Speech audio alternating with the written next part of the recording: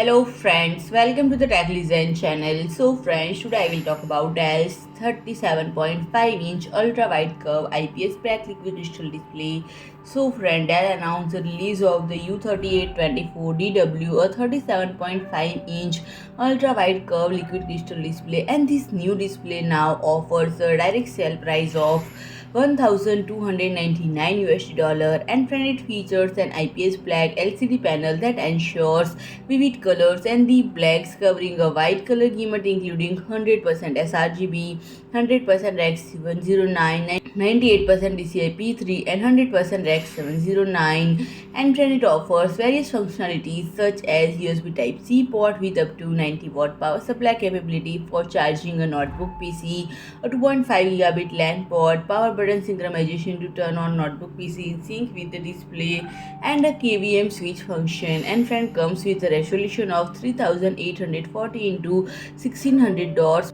brightness of 300 cadmium per meter square, and a response speed of 8 millisecond or normal,